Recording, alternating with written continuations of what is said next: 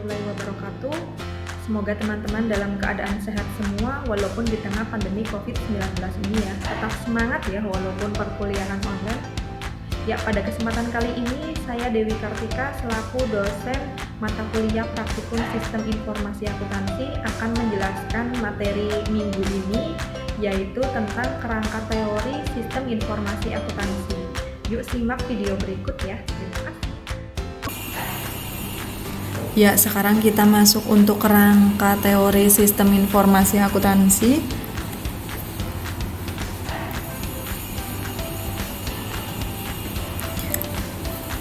Selanjutnya, sistem informasi akuntansi sebuah tinjauan menyeluruh.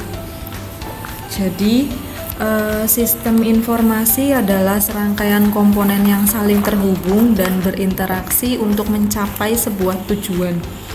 Biasanya, sebuah sistem terdiri dari beberapa subsistem.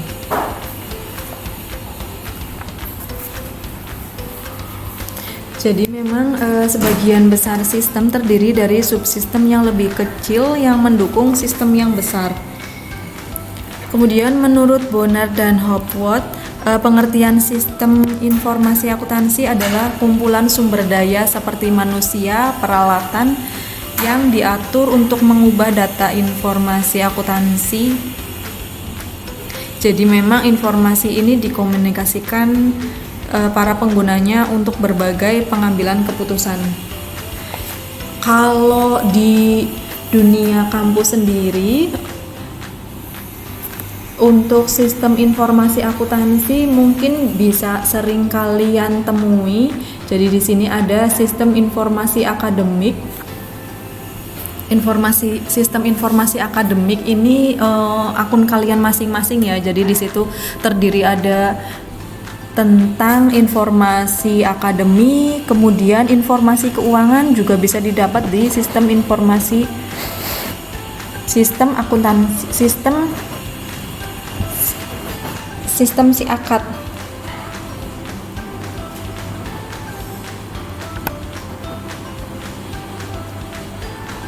Kemudian untuk si akad sendiri, jadi kalau perubahan sistem sendiri ya. Jadi kalau si akad sendiri dulu kalau belum ada si akad, sistem informasi akademik, kalau sebelum ada si akad, kalau mau mengisi KRS, mahasiswa itu harus masuk ke kelas. Kemudian mengisi bersama-sama untuk KRS-nya. KRS yang diambil itu apa saja mata kuliahnya, kemudian lembaran KRS sendiri dikasihkan ke dosen wali untuk ditandatangani. Setelah ditandatangani baru dikasihkan ke kaprodi, baru bisa masuk perkuliahan nanti setelah diinput semua dari admin. Dan sekarang setelah adanya sistem akademik, tugas kita semua bisa lebih mudah. Tugas mahasiswa, tugas dosen ataupun tugas staf itu menjadi lebih mudah. Kalian bisa mengisi KRS di rumah, bisa sambil tiduran, bisa sambil makan, bisa sambil jalan-jalan, bisa mengisi KRS tepat waktu, nggak usah kalian harus ke kampus. Yang penting kalian sudah memenuhi administrasi, kemudian kalian bisa mengisi KRS. Selanjutnya tinggal divalidasi oleh dosen masing-masing. Kan enak semuanya melalui sistem. Selanjutnya ada data. Data adalah fakta yang dikumpulkan, dicatat, disimpan, dan diproses oleh sebuah sistem informasi. Selanjutnya ada informasi. Informasi adalah data yang telah dikelola dan diproses untuk memberikan makna bagi penggunanya. Biasanya semakin banyak dan baik informasi, maka akan semakin baik sebuah keputusan. Semakin banyak informasi yang diperoleh, bisa dicerna secara efektif. maka user akan terhindar dari kebingungan. Ya, jadi kalau kita mau ke kampus, contoh kalian mau mendaftar ke Politeknik, kemudian kalian sudah tahu alamatnya, sudah tahu di mana tempatnya, sudah tahu kalian mau daftar di Politeknik, mau jurusan apa, kemudian nantinya mau jadi apa, dan lain sebagainya. Itu akan semakin efektif atau akan terhindar dari kebingungan, karena memang informasi yang kalian dapatkan itu memang sebanyak-banyaknya. Jadi informasi yang didapat itu kalian lebih efektif.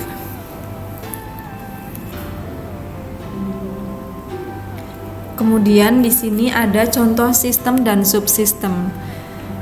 Di sini ada sebuah sistem dan subsistem, ada sistem informasi perusahaan. Di sini contohnya ada sistem informasi akuntansi, ada sistem informasi pemasaran, ada sistem informasi personalia, ada sistem informasi produksi. Kemudian ada sistem komputer. Sistem komputer sendiri ada CPU, ada masukan, ada keluaran, ada penyimpanan sekunder. Kemudian ada sistem mobil. Ada subsistem bahan bakar, ada subsistem pendorong, ada subsistem kelistrikan, ada subsistem rem.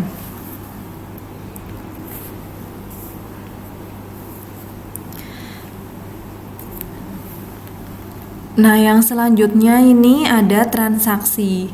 Transaksi di sini merupakan perjanjian antara dua identitas untuk melakukan pertukaran barang, jasa, atau kejadian lain yang dapat diukur dari segi ekonomi oleh organisasi.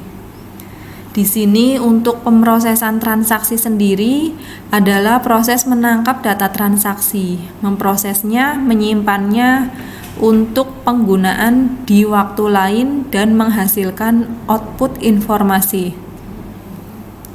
Jadi di sini ada pertukaran informasi dapat dikelompokkan menjadi 5 siklus transaksi.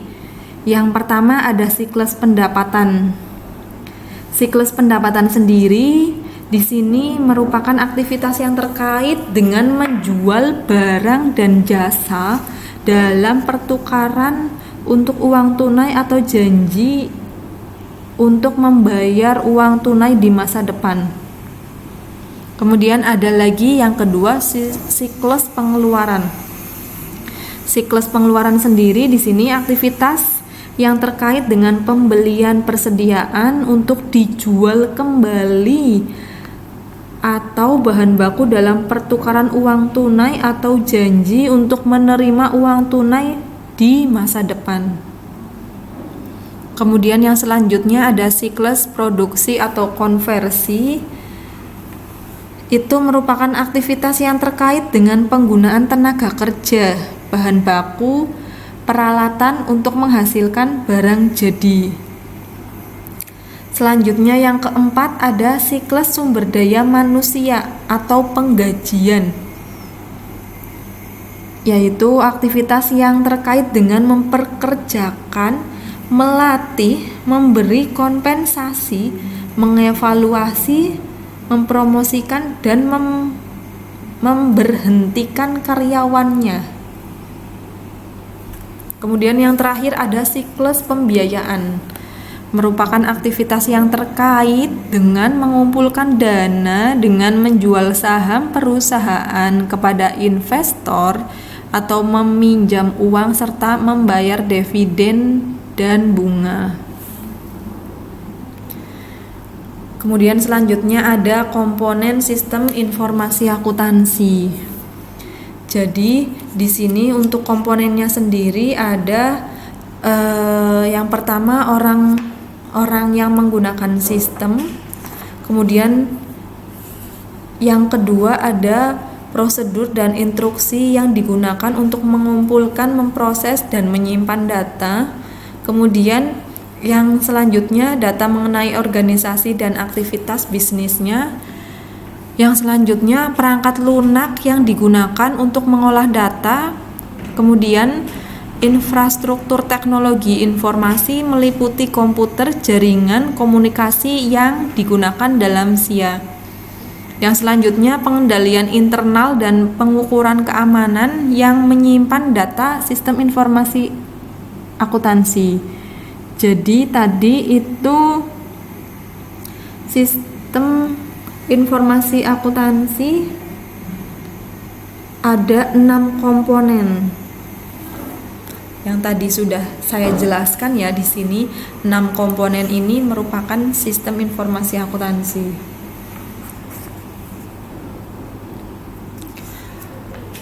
Kemudian untuk sistem informasi akuntansi juga dapat menambah nilai untuk organisasi. Yang pertama, meningkatkan kualitas dan mengurangi biaya produk atau jasa. Kemudian yang selanjutnya meningkatkan efisiensi. Selanjutnya berbagi pengetahuan. Kemudian yang selanjutnya meningkatkan efisiensi dan efektivitas rantai pasokannya. Kemudian yang selanjutnya meningkatkan struktur pengendalian internal. Kemudian ada meningkatkan pengambilan keputusan. Jadi yang tadi sudah saya sebutkan itu sistem informasi akuntansi juga dapat menambah nilai untuk organisasi. Kemudian ada juga di sini peranan sistem informasi akuntansi dalam rantai nilai. Jadi untuk memberikan nilai kepada pelanggan atau user, sebagian organisasi melakukan aktivitas. Jadi aktivitas yang dapat dikonseptualisasikan saat membentuk rantai nilai. Di sini ada 5 aktivitas. Yang pertama, infrastruktur perusahaannya itu seperti apa. Kemudian jadi kita harus tahu dulu infrastruktur perusahaannya seperti apa. Kemudian ada sumber daya manusia. Sumber daya manusia itu jadi contohnya kalau kita merekrut, memperkerjakan, melatih, dan memberikan kompensasi kepada karyawan. Kemudian ada aktivitas lagi di sini ada teknologi. Di sini aktivitas meningkatkan barang atau jasa yang terkait dengan IT yang termasuk R&D di bidang IT. Jadi teknologinya itu seperti apa dalam mendukung aktivitas peranan SIA dalam rantai SIA. Kemudian ada juga pembelian, aktivitas yang dilakukan pengadaan bahan baku, perlengkapan, mesin, bangunan yang digunakan untuk melaksanakan aktivitas utama.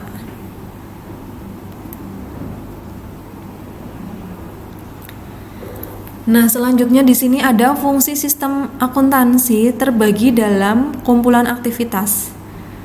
Kumpulan aktivitas yang pertama ada pengumpulan data. Kumpulan aktivitas yang kedua ada pemrosesan data menjadi informasi. Jadi untuk pengumpulan data,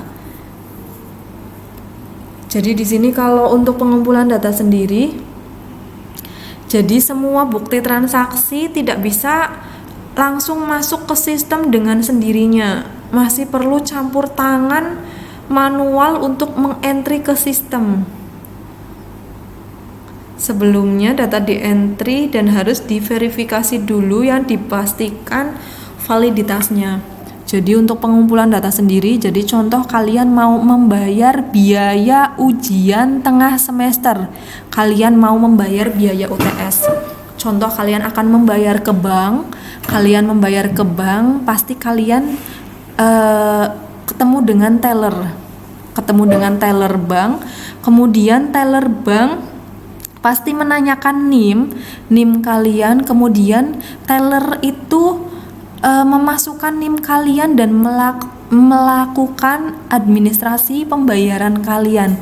Jadi untuk tellernya itu nginput untuk kebutuhan kalian untuk pelunasan administrasi, tidak mungkin langsung bisa masuk ke sistem, tapi masih ada campur tangan manusia. Jadi tidak bisa transaksi itu langsung masuk ke sistem dengan sendirinya. Masih ada campur tangan manusia. Jadi tellernya itu harus nginput ke sistem dulu, diketik nama kalian, NIM kalian, pembayaran kalian, kemudian universitasnya apa, kemudian masuk pembayaran apa, nanti baru untuk data kalian masuk ke sistem sendiri.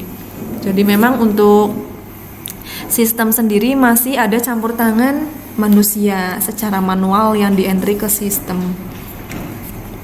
Kemudian selanjutnya ada pemrosesan data menjadi informasi. Jadi untuk pemrosesan data menjadi informasi, jadi di sini dalam sistem terkomputerisasi manual yang dilakukan secara otomatis. Jadi yang pertama ada entry ke sistem. Entry ke sistem, jadi contoh entry ke sistem dilakukan dengan mengisi formulir yang telah disediakan. Jadi misal kalian mau membayar ke bank, kalian mengisi formulir yang telah disediakan. Contoh kalian mengisi formulir pembayaran lalu kalian isi dengan NIM. Kemudian yang selanjutnya setelah di-entry ke sistem, selanjutnya diklasifikasi. Contoh ini pembayaran yang dari Poltek. Contoh, ini pembayaran dari nasabah. Dari nasabah bukan biaya pendidikan. Contoh diklasifikasikan, ini yang mau membayar pinjaman kredit. Jadi memang diklasifikasikan. Dari tellernya mengklasifikasikan. Kemudian selanjutnya ada manajemen data.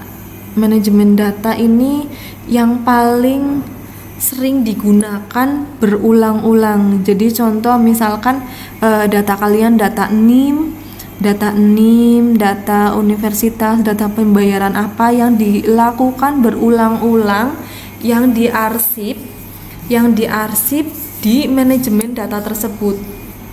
Jadi memang di-entry dari teller sendiri untuk data kalian.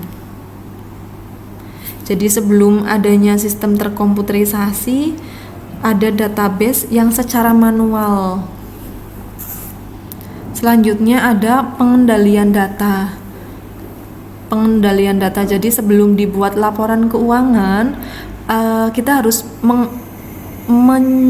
mencari atau data-data tersebut itu harus dikelola dengan baik. Apakah benar-benar akurat atau valid atau tidak. Contoh dari teller itu cek, benar ini data dari Poltek atau ini pembayaran dari Poltek. Benar ini pembayaran dari UPS, contoh seperti itu ya. Jadi data tersebut itu harus valid dan harus dicek keakuratannya sebelum dari bank itu sendiri membuat laporan keuangan. Kemudian yang selanjutnya ada pembuatan laporan. Pembuatan laporan adalah tahap terakhir dari sistem akuntansi.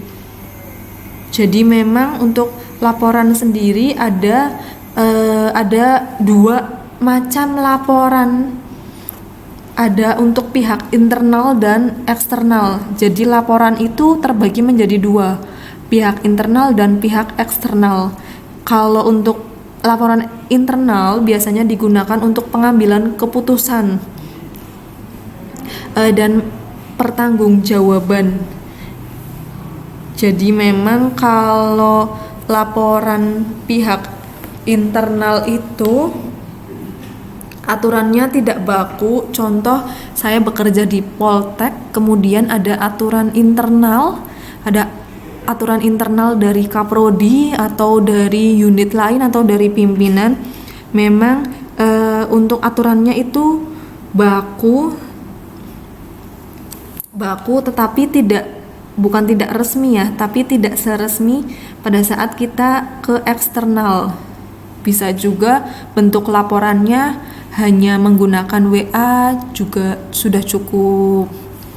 Tetapi kalau untuk pihak eksternal sendiri itu harus ada harus ada laporan bakunya, harus ada format bakunya. Contoh, kalian mau praktek kerja lapangan.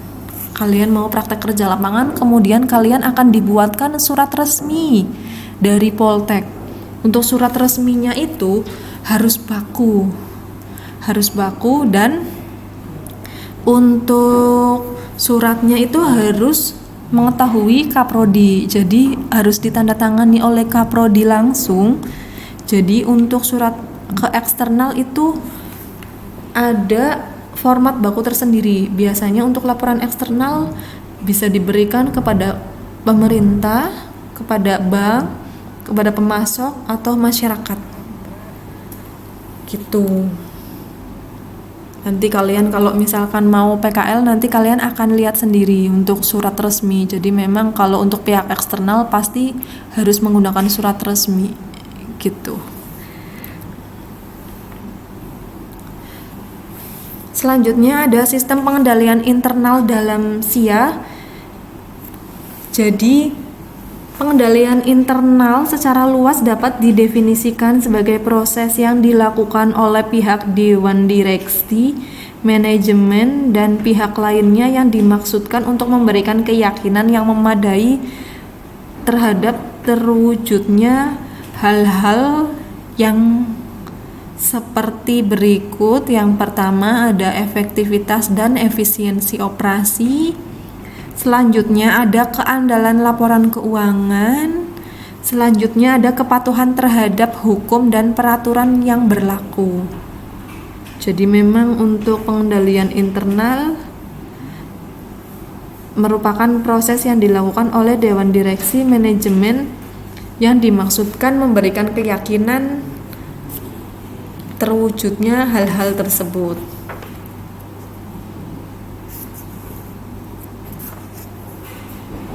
Selanjutnya ada pendekatan pengembangan sistem akuntansi. Jadi sistem yang ada di perusahaan atau organisasi akan berkembang seiring dengan berkembangnya organisasi tersebut. Beberapa pilihan untuk mengembangkan sistem akuntansi beserta konsekuensinya dalam sebuah organisasi atau perusahaan. Yang pertama ada membeli produk jadi. Jadi untuk membeli produk jadi ini biasanya pendekatan ini paling praktis dan biayanya paling murah. Namun kelemahannya seringkali fitur-fitur dalam software yang ada tidak memenuhi kebutuhan perusahaan atau organisasi. Salah satunya solusinya untuk menambah atau melakukan proses tersebut secara manual. Contoh membeli produk jadi, contoh software kalau kalian sudah bekerja ya, contoh ada software untuk penggajian. Software kita membeli, misal saya mempunyai perusahaan, kemudian kalian sebagai anak buahnya, kalian sebagai anak buahnya, kalian sebagai pekerja saya membeli software untuk penggajian, untuk gaji setiap bulan. Tetapi terkadang saya menyuruh kalian untuk lembur. Tetapi dalam sistem tersebut tidak ada lembur, adanya sistem gaji saja. Jadi untuk bonus, untuk lembur itu tidak ada. Jadi harus di-entry secara manual. Contoh misal sistem SIAKAT. Untuk SIAKAT sendiri contoh misal dari Poltek itu membeli untuk sistem tersebut, tetapi contoh ya, ini hanya contoh saja, tetapi tidak ada untuk fitur KHS, hanya ada pengisian KRS. Untuk KHS-nya tidak ada. Jadi untuk KHS, untuk kartu hasil studi itu harus ngeprint dari admin secara manual, karena memang sistem ini untuk Poltek sendiri itu membeli produk jadi nggak ada sistem KHS sendiri, adanya sistem KRS. Itu hanya contoh ya. Tapi untuk SIAKAT sendiri Semoga sudah lengkap. Semoga. Kemudian ada mengembangkan sendiri atau yang sering dikenal in-house development. Mengembangkan sendiri software akan menyelesaikan permasalahan yang pertama, membeli produk jadi. Jadi seringnya untuk membeli produk jadi itu masih ada yang harus di entry secara manual karena memang tidak semua yang diinginkan ada di sistem tersebut. Tetapi kalau mengembangkan sendiri, yang pertama plusnya disesuaikan dengan kebutuhan perusahaan. Oke. Tetapi ini minusnya atau resikonya mengembangkan sendiri itu sangat tinggi. Baik resiko kegagalan sistem maupun resiko over budget. Karena kita tidak tahu apakah misalkan kita membuat contoh kalian dengan mahasiswa prodi komputer membuat website.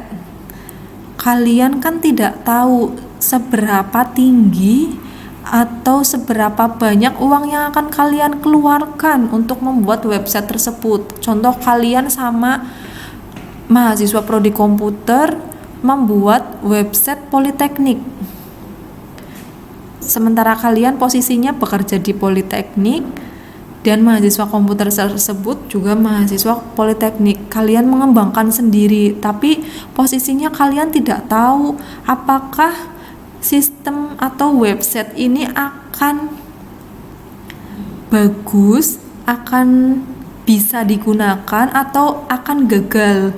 Kemudian kalian tidak tahu budgetnya berapa untuk membuat website tersebut. Apakah website tersebut bisa digunakan atau malah tidak bisa digunakan gitu. Jadi memang resikonya sangat tinggi kalau mengembangkan sendiri atau membuat sendiri gitu. Tetapi untuk plusnya disesuaikan dengan kebutuhan perusahaan. Selanjutnya ada menyewa. Menyewa itu yang sering dikatakan outsourcing. Jadi pendekatan ini memang semakin berkembang. Jadi menggunakan pendekatan ini klien hanya perlu membayar sewa bulanan, sedangkan software, maintenance, pelatihan, dan kadang-kadang juga hardware disediakan oleh vendor. Jadi kita hanya menyewa untuk sistem sendiri.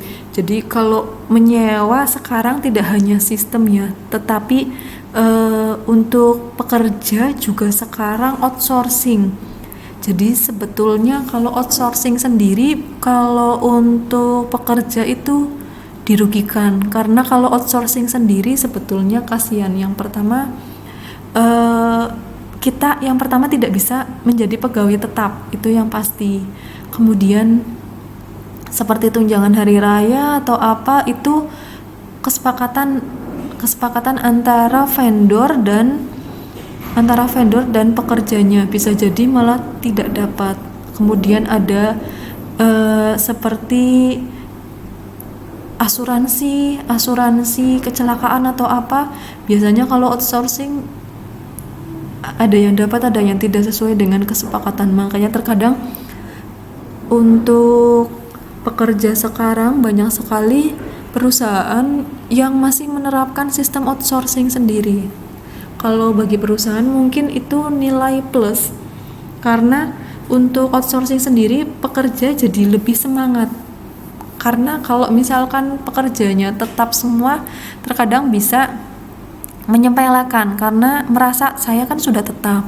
Tapi kalau masih pegawai outsourcing akan selalu giat bekerjanya. Beda dengan yang tetap semuanya gitu. Itu plus dan minusnya.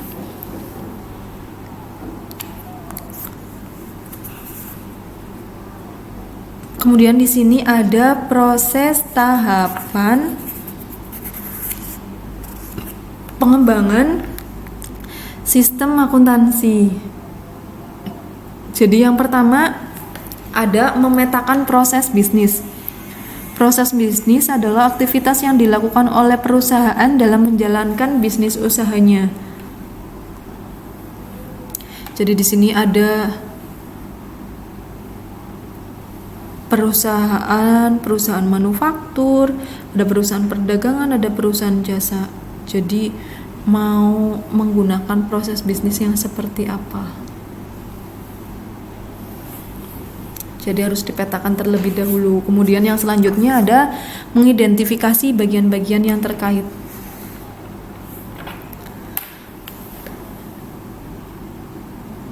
Jadi untuk mengidentifikasi bagian-bagian yang terkait, mahasiswa perlu merujuk kepada struktur organisasi dan pembagian tugas untuk mengidentifikasi bagian-bagian yang terkait di masing-masing alur. Pembagian-bagian terkait ini sangat erat kaitannya dengan prinsip pemesahan wewenang.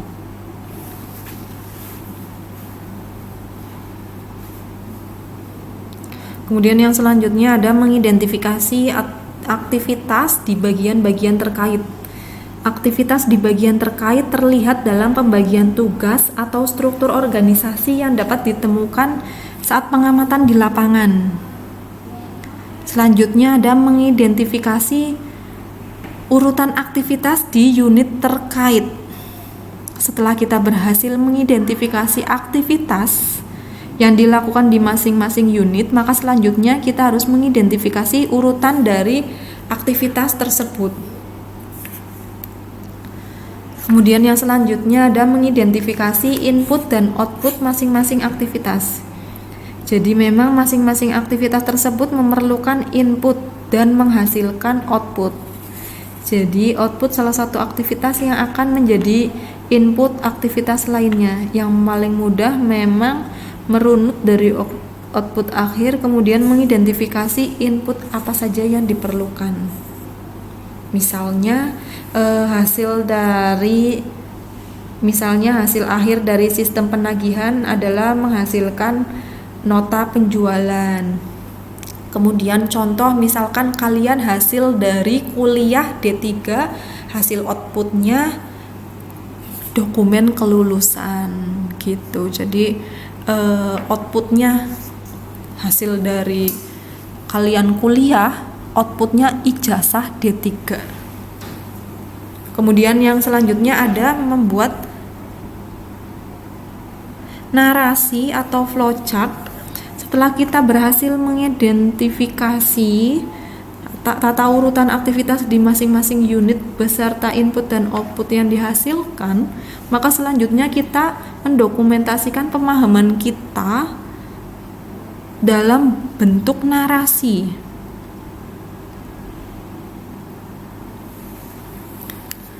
Jadi selanjutnya membuat narasi.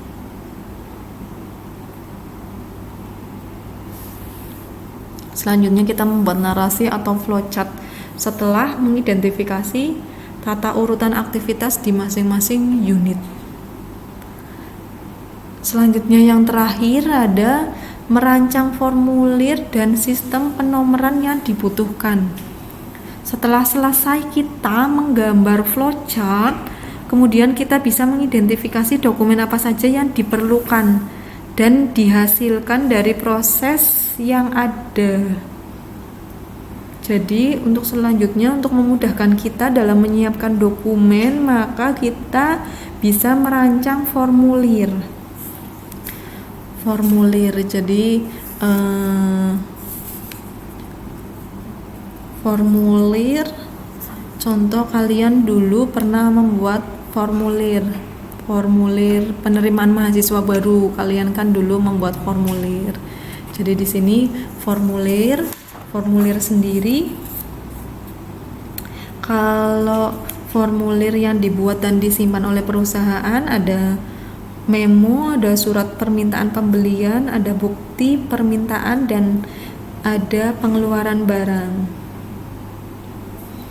Kalau formulir yang dibuat dan disimpan di kampus, ada formulir pendaftaran mahasiswa baru ya.